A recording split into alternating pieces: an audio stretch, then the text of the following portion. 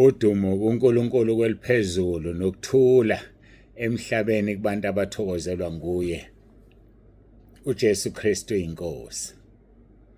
uJesu Kristu uyinkosi. uJesu Kristu uyinkosi. Siyambonga kakhulu uNkulunkulu bangcwele, siyamdumisa.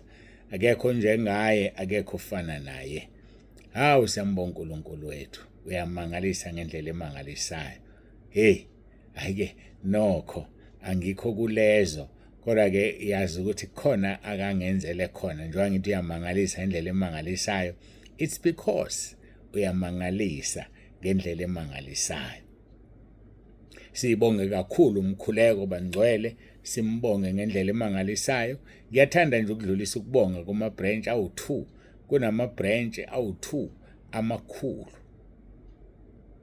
Ama-branch awu-2 amakhulu. Noma rather ngithi amathathu, yebo ngcono ngithi amathathu. Abesemkhosini, asewuphothulile umkhosi wawo, abesemkhosini, ekhulekela izinto ezihlukeneyo. Ngiyambonga uNkulunkulu mase nikwazi ukubamba imikhosi yama-branch. Ngiyambonga ngendlela emangalisayo. uNkulunkulu anibusise, uNkulunkulu anibiyele, anikeze lokho enikudingayo nalokho ebenikucelile. Ngegunya engilinikeziwe kukaSamuel kuqala chapter 1 verse 17, makube njengokucela kwenu. Kuzoba njalo-ke, ningadideki, ningakhathazeki, nina kholwani uNkulunkulu, nikholwe nayinkosi uJesu. Ozwizwi layo akholwe iloyo amthumileyo, udlulile ekufeni wangena ekuphileni. uJesu Kristu inkosi. uJesu Kristu inkosi. uJesu Kristu inkosi. Ngithi ake ngidlulise ukubonga kwabangcwele. Ngiyabonga abanikelayo kulo msebenzi, abanikelayo. uNkulunkulu anibusise. Umsebenzi uyahamba, ivangeli liyahamba ngenxa yenu. Siyambonga uNkulunkulu ngendlela emangalisayo. Ngaphandle kwenu ngabe asikho ndawo. Siyazama, siyasenza i-live streaming, ukukusakaza inkonzo zi-live.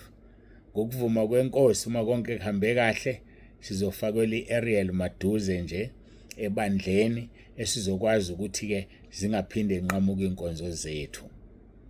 Iyadula, iyabiza. Nalo ifakayo naye ilebha yakhe. Hey bafowethu, ngeke nginikhohlise. Kodwa-ke sishiyela kuNkulunkulu konke. Sibonga nje ukuthi niyanikela, imali siyayibona ukuthi yenzani. Silungisa ukuthi ivangeli ligijime. Uhamba vangeli wakho nomnikelo wakho kweshumi, iwona owenza lezi zinto. Ungapheli amandla. Sibhizi-ke manje, sizodonsa amandla e-network ngenye indlela edulayo, kodwa ngenhlanhla sizokhokha nje once off ifee yakhona. Emva kwalokho-ke kusebenza amadatha. Siyambonga nje ngendlela emangalisayo. Ngesonto sisebenze kahle kakhulu, asinqamukanga, kodwa sesilwela ukuthi-ke kungaphindi kwenzeke iphutha. So-ke siyambonga uNkulunkulu ngokunikela kwakho. Siyambonga uNkulunkulu ngendlela nje onikela ngayo. uNkulunkulu akubusise nomndeni wakho. uNkulunkulu aqinise kakhulu. uNkulunkulu akunikeze umqhele wokungena ekhaya ezulwini. Siyambonga uNkulunkulu ngawe. Siyambonga uNkulunkulu ngani. Ekhaya lezwi nasentabeni yendlu kaJehova kuyabonelelwa. Hayike asilungele ukungena enkonzweni. Singakangeni-ke sizoguqa sikhuleke. Sibuka kona ukukhuleka nokukholwa. Ukukhuleka nokukholwa. Sisaqhuba sona leso sihloko.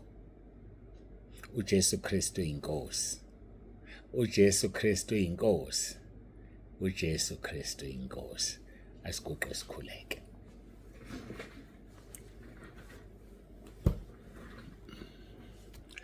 Babongcwele, babolungileyo, uNkulunkulu wethu nomusa, udumo lungo lwakho lukufanele ikhathi ezingakabikho namanje kuze kube phakade. Siyakubonga uNkulunkulu wethu nomusa.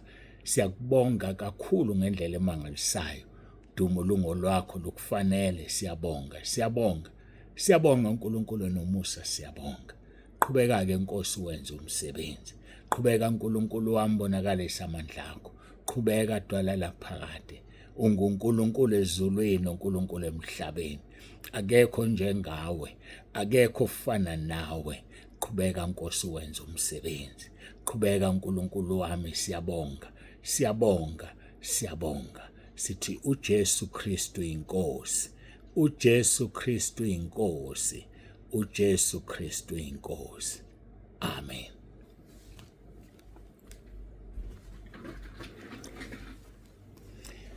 Ake singene enkonzweni yethu yosuku. Sifunda uMarko chapter 11 verse 24 othi, ngalokho ngithi kini konke nikukhulekelayo nenicelayo kholwana ukuthi nikwamukele niza kuba nakho. Konke nikukhulekelayo nenicelayo kholwana ukuthi nikwamukele nizoba nakho. Izolo ke sibuke umkhuleko kaDaniel. uDaniel wakhuleka.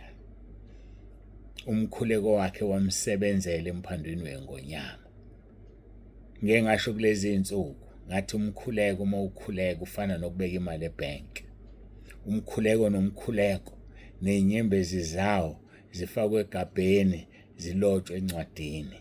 Khona la uzodinga khona lo mkhuleko ozokusebenzela ungasakwazi ukukhuleka. Ozokusebenzela izinto ungasazi uthatha nohlanganise nani. Adonse uNkulunkulu emkhulekweni yakho akunikeze njengendlela owacela ngayo ngeviki edlule, ngonyaka odlule, eminyakeni emihlanu edlule, eminyakeni ewu-20 edlule. Akhumbule ukuthi umntwana wami wacela ukuthi nangu uSathane emhlasela sekuyisikhathi athi tom emkhulekweni yakho bese siyathi uthola amandla, uthola isikhali, unqobe. Siyambonga uNkulunkulu wethu. Bangidumaza nje laba abangakwazi ukuguqa uma bekhuleka, ngoba ngikholwa ukuthi idonsa oqala imkhuleko yalaba abaguqile, yalaba abakhothamile, njengoba izwa amahubo mangaphazama u-95 esho phakathi ka-95 no-96 lithi asiguqe sikhuleke sikhothame. Siyambonga uNkulunkulu wethu. Hayike sikhuluma ngokucela. Wabonga uDaniel akacelanga. Wabonga uNkulunkulu wawenza umsebenzi. Besikhuluma ngaleso sihloko izolo. Namhlanje ke singifisa sibuke u1 John chapter 3 siye lapha ya ku22. Siqale ku21. Bathandekayo, uma inhliziyo ingasilahli, sinesibindi kuNkulunkulu. Uma inhliziyo ingakulahli, ngolimi esilijwayele, uma unembeza wakho ungakulahli. Uma nje unembeza wakho ungakulahli. Uma nje unembeza wakho ungakulahli, sinesibindi kuNkulunkulu. Kodwa uma unembeza wakho ukulahla, awunaso isibindi. Khumbulo Adam noEva sebedlile kulowo muthi, inhliziyo yabalahla babaleka bacasha. Uyabuya uNkulunkulu, Adam, uphi na? Susa isono, susa into eyenza ukuthi ubalekele uNkulunkulu. Susa into eyenza ukuthi ubalekele abazalwane. Ubone sengathi bakubonile, kanti abakubonanga abazalwane, kodwa uNkulunkulu uqobo lwakho kubonile. Asibona leso sazelo. Uthi mawukade uganga wona befika abazali ekhaya kube ngathi bakubonile. Uzududuzeke ngoba bengakubuza abantu abangibonanga. Uma kade uqala ulala phandle kokuqala ubuye usaba uthe mhlambe bangibonile ukuthi ngiphuma kumfana, ngiphuma endodeni. Ubone kudlula ngasho lutho ukuthola isibinjana, uphinde uyolala ngaphandle. Uphinde kwesithathu kuhlala isisu. Usubhizi kufuna ukusikhipha manje. Yazi ukuthi uma wake wacabanga uyikhipha ingane, ifile kwelika moya noma ngabe wadena ungayikhiphanga. Isono kufanele usivume. Uma wake wafuna ukuzibulala wena, ufile kwelika moya, vuma isono sokuzibulala uze uNkulunkulu akuphilise. Abanye bazamile, badla amaphilisi, benza lokho nalokho. Ingane yangaphumi ngoba uNkulunkulu engathandi. Kanti kwabanye avela vume. Sikuhlupha isilonda. Ungabi naso isibindi, sikhuluma ngesibindi. 21 bathandekayo, uma inhliziyo ingasilahli sinesibindi kuNkulunkulu. Unaso yini isibindi wena na? Yikhona abantu abanezibindi bangambulala umuntu athi avuke emkipitweni ayoma phambili adumise, ezibona ukuthi ungcolile, ubelele nentombazane, ubelele nesoka, akasaqala ukulala nalo.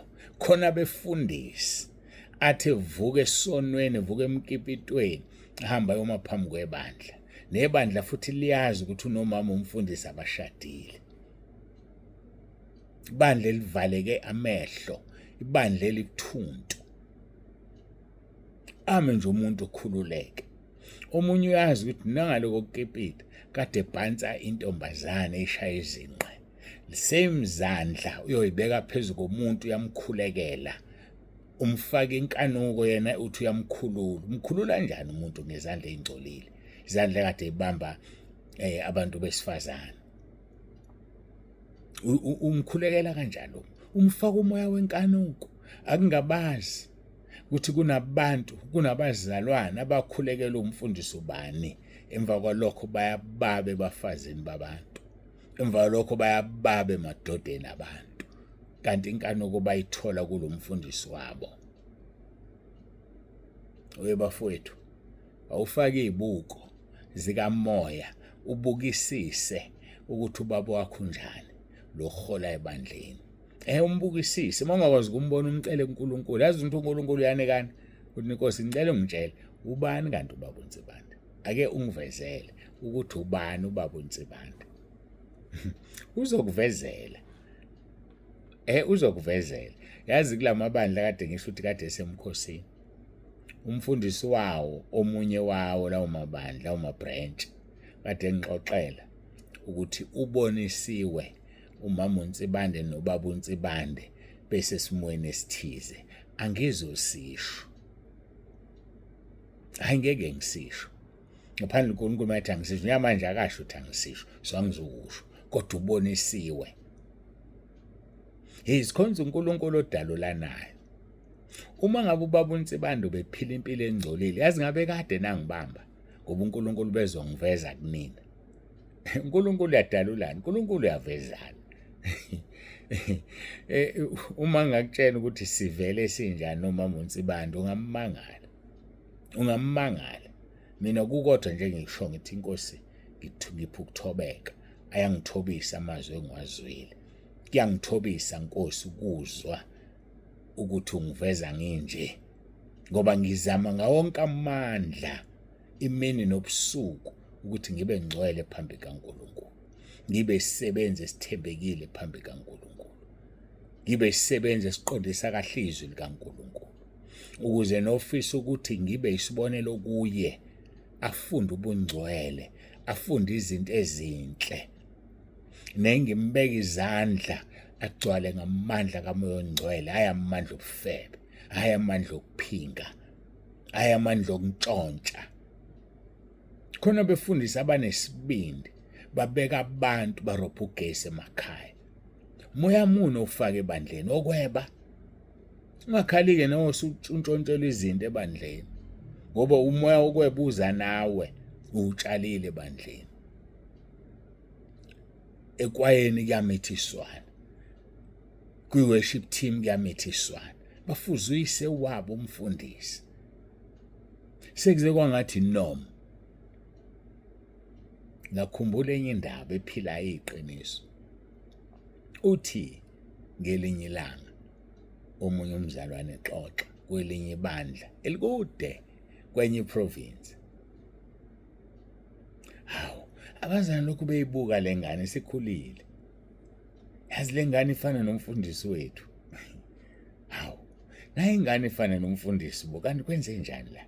Isikhula khulile, angiyazi age, kodwa manga estimate mhlambe la ko 12, 13, 14 mhlawumbe ngazi. Bese beyibuza, ubani babo wakho yena? Ibisivele kakhulu umfundisi. Hawu, ubaba wakho umfundisi bavele baphelelwa amandla abazalwane, bavele bese beyibona ifana naye. Bese beyibonile, so babanjwa very late ubufebe komfundisi. ukuthi khona la ebandleni sezezakhula izingane la ebandleni. Webafowethu, asizodlala uNkulunkulu isihogo salo muntu siyoba likhuni sibe nzima salo mfundiso njalo uma engaphenduki. Asiphendukeni silahle izono zethu sibe ngcwele phambi kaNkulunkulu. Sibe ngcwele, sibe yilento uNkulunkulu ayifunayo. Uzosiveza sinjalo kumakholwa ethu. Ngoba khona amakholwa azokubamba emoyeni. Ashatha umfundisi kuvele ukuthi eyithula ungayikhulumi lonto wena. Hayi kanti ikhulumeni ningasabi. Zivezeni izinto ezinegative. Khona abafundisi bezohamba ngobuqotho babeqotho. Zikhulumeni lezo zinto. Qwashisa abazalwane baphume bahambe mawukuthi umfundisi akaphenduki. U2 verse 21 1 John chapter 3. Bathandekayo, uma inhliziyo ingasilahli sinesibindi kuNkulunkulu. Verse number 22. Nesicelayo siyakukwamukeliswa nguye ngokuba sigcina imiyalo yakhe senza okuthandekayo ebusweni bakhe. Masenza okuthandekayo ebusweni bakhe, sigcina imiyalo yakhe, siyazi ukuthi esicelayo sokwamukeliswa. Awamukeliswa njengoba unaso isibindi phambi kaNkulunkulu. Yikho ungamukeliswa. Awunaso isibindi, uyesaba. Nezono zakho usayithwele.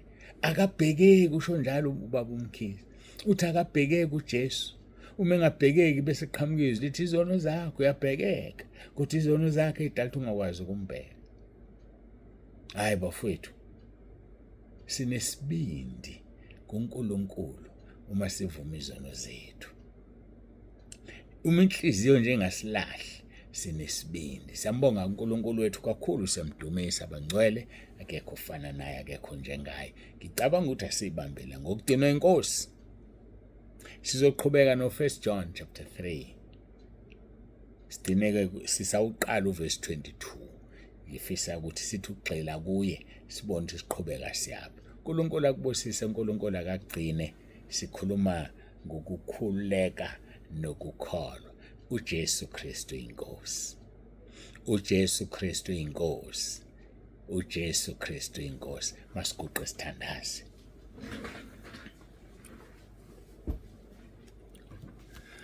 Babongcwele babolungileyo, uNkulunkulu nomusa, siyabonga uthando sithande ngalo, siyakubonga ngale nkonzo, siyabonga Nkosi, sisize sibe nesibindi, sisize inhliziyo ingasilahli, unembezo ungasilahli, ngoba siyazi sihamba ngobungcwele. uNkulunkulu wethu, masilibambe sisilele lizwi, siyongena ezulwini sigijima, ngoba siyolahla konke ukuqeda isibindi, siyolahla konke ukwenza sibe novalo. Busisake kube yilona loyo lalele lenkonzo sinikela kuwena manje. uJesu Kristu inkosi. uJesu Kristu inkosi. uJesu Kristu inkosi. Amen. Siyambonga uNkulunkulu wethu kakhulu bazalwane. Izolo ngikhohliwe mina ukuthi umhla ka18 sinomkhuleko ka18 May, bezi u18 May izolo. Siyambonga uNkulunkulu, umntwana kaNkulunkulu oseMelmoth, ngamgcina ezoshintsha enkandla, ngaze umseshintshileni. Uyena ongikhumbuzile wathi babonse bande sinomkhuleko kaMay 18, ziku-May 18 namhlanje. Hawu, ndodana wangisiza, wangikhumbuza. Njengoba ngiwufakile-ke leyo nto ade xoxa kuyo, ngase ngiyawufaka umkhuleko. Khona abantu bangihlekisa abangalaleli lutho ekhaya lezo. Abalaleli. Yazi ukuthi iyekeni lento. These ngiqedile ngawufaka umkhuleko ngenza yonke into, khona oqhamukayo uzothi ngicela ungithumelele lo mkhuleko anginawo. Hawu Nkosi yami, ngiwuthumelile kodwa vele ngahleka. Yazi khona izinto ezihlekisayo. Ake sifunde ukuqaphela. Yikho nje sifaka ama-emoji asiqapheli. Yikho nje sithuma ama-VN nelokhuzana ngeke nsuku ezingafanele asiqapheli. Hawu bakithi, ngikuthumele konke same time. Khona uthi ucela umkhuleko kaMay 18. Njengoba nawe usukhulume ngawo nje, anginawo mina ngiyawucela. Hawu, ngiwufakile nje ekhaya lezwi. Ake siyambonga uNkulunkulu bafundise abantu uyavalelisa. Bangcwele sinthanda nonke emakhaya. uJesu Kristu inkosi. uJesu Kristu inkosi. uJesu Kristu inkosi. Sibonane kusasa ngokugcinwa inkosi kulabo abangibuka ku-YouTube, abangilalelayo silalelane kusasa ngokugcinwa inkosi kwabangilalela egruphini enkulu ka-WhatsApp. Uma ningasangiboni ku-YouTube, ningasangilaleli ku-WhatsApp, sihlangane kwelizanga ngoba ngizobe kusengihambile ngisekhaya ezulwini. uJesu Kristu inkosi. Babunze bani uyavalelisa.